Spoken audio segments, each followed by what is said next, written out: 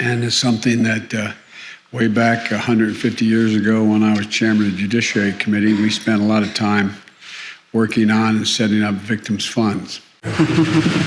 Now, I'm not good at doing what Barack used to do, say Barack Obama and use 9 pens to do it.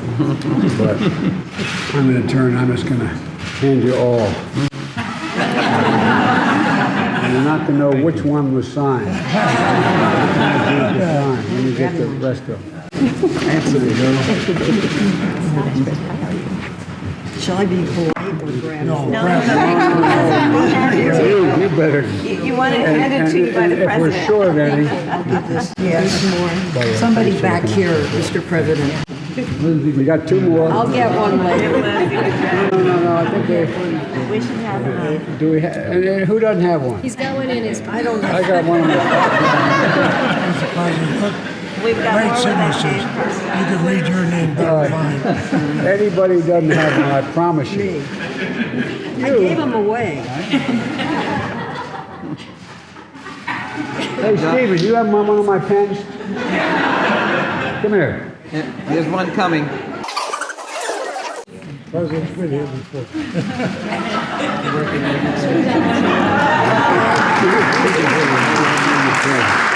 Every time I hear that, I wonder when he's coming.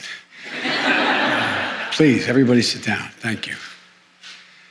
Let me begin by doing something no speaker should ever do, by apologizing. I got a little tied up in that other office I work in, Pat, and I apologize for keeping you waiting because I know you're all equally as busy as I am. I want to thank you. Today, I think is a day of hope, and I mean that, a day of hope and healing for victims of crime and organizations that support those victims of crime. And I want to thank the Vice President and the second gentleman, Senators Durbin, I think he's here, I thought I saw him, Senator Durbin and Baldwin and Grassley and Graham and Murkowski, Representatives Nadler and Fitzpatrick and Jackson Lee and Wagner and Scanlon, and everyone who has helped make possible this moment, including so many of you who are here today that I haven't mentioned. When someone commits a crime, it's not enough to bring the predator to justice. We also need to support the victims. And it's something that way back 150 years ago when I was chairman of the Judiciary Committee, we spent a lot of time working on and setting up victims' funds. That's what this Crime Victims Fund does. In many years of working on the issue, I've visited an awful lot of domestic violence shelters. Every time I'd go into a city, I would quietly, before I went to where I was supposed to be, quietly slip in and spend time in the domestic violence shelter to speak to the people giving the services and people getting the services. And you know, many times the body language that you'd see when you walked in was one of the victims of crime find themselves almost curled up, dying in a ball. They were still suffering from a serious, not only physical abuse they received, but quite frankly, the emotional abuse. And you can see the pain. You can see the pain was still with them, and you wondered, when was this going to abate, no matter what we did? According to the CDC, and I think Senator Feinstein remembers, I got in trouble because when I was pushing the legislation way back in those days, I said, I'm convinced that women who are victims of domestic violence suffer from post-traumatic stress no different than a soldier being shot at regularly. You come home and every time your significant other would come home, if dinner wasn't ready and he smashed your head against the wall, there's no difference in being shot at. And the CDC 2 years later came out and said survivors can experience mental health problems and such depression and symptoms of post-traumatic stress syndrome. Even before research confirmed it, you could see it. And there are economic costs for survivors as well. Medical costs, lost productivity from work, and navigating the court system. That's why Victims' Compensations Program helps victims and their families cover the costs they've suffered from the crime.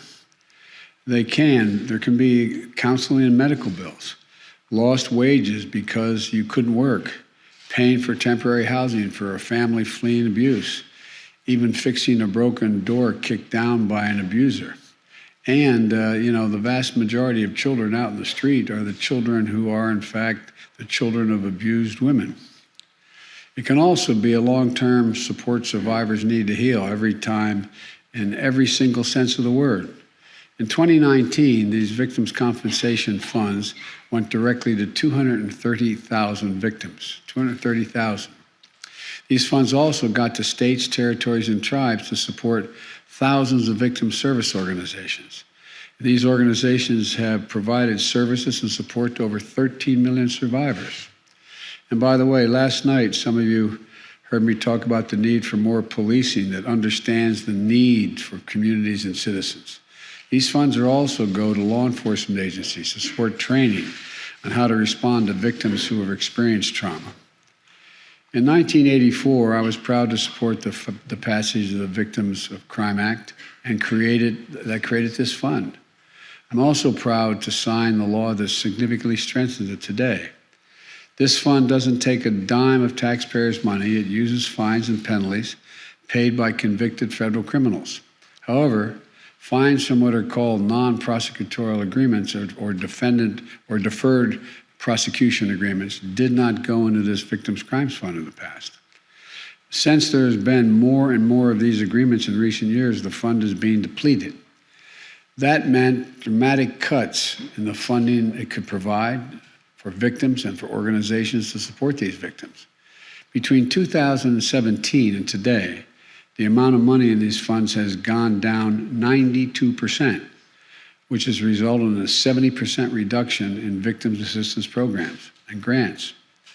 This means that for a lot of victims, the help they need isn't there any longer.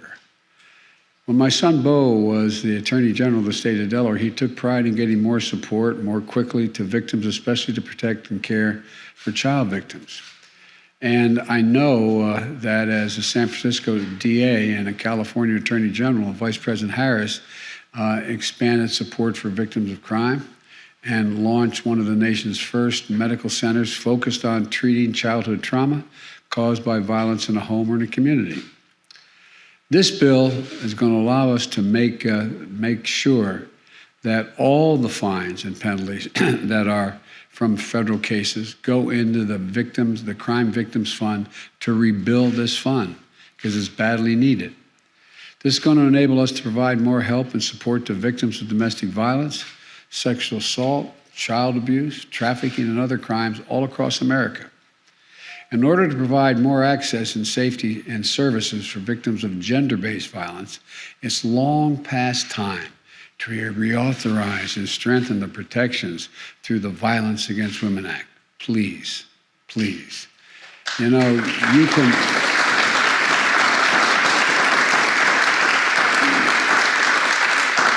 I know from experience you all can come together in a bipartisan, bicameral way and to pass this bill. We need to do the same thing to reauthorize the Violence Against Women Act without further delay. You know, after these changes in the Victims' Crime Act passed this week, a leader from one of the state's coalition against domestic violence sent a letter to our national organization. And she wrote about working in a shelter where their ability to serve people rose and fell based on the fundings of victim services.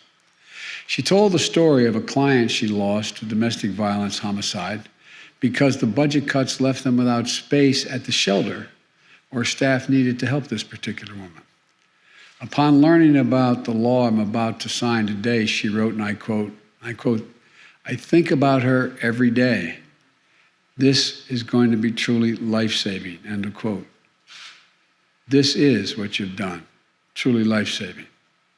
In closing, I want to thank those angels working in the front lines to help these victims, especially during this pandemic that's made the work both more difficult, more in demand, and more dangerous. And I want to thank the advocates who mobilize and bring together these important changes in the law.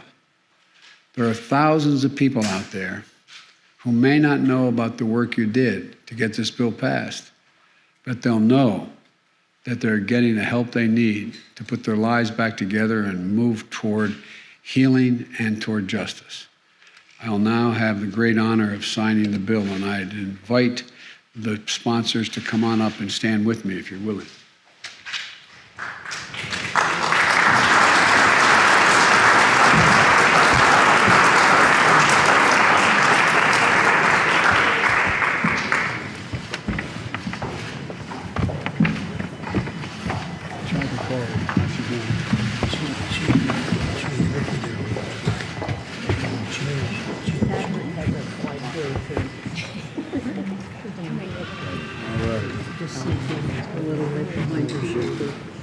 Great honor to be able to sign this.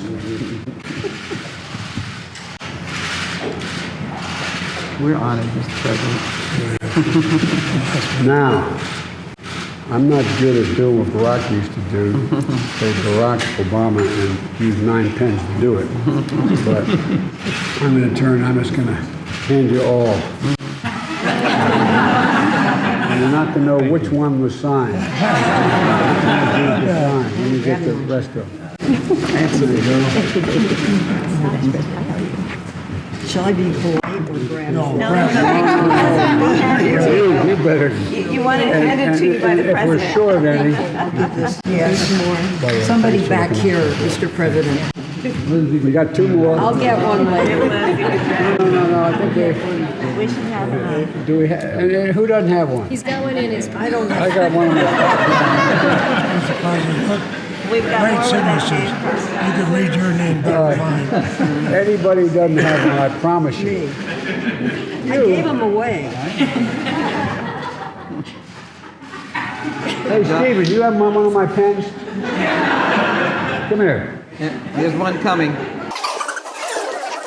President's been here before.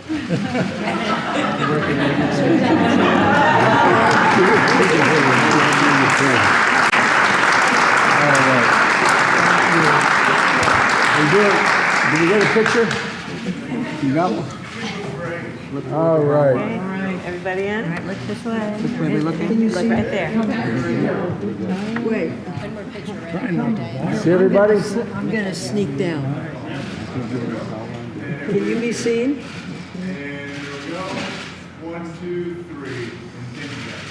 This is one of those deals where what they did was literally, not figuratively, and changed the lives of women and children and some men out there. So thank you.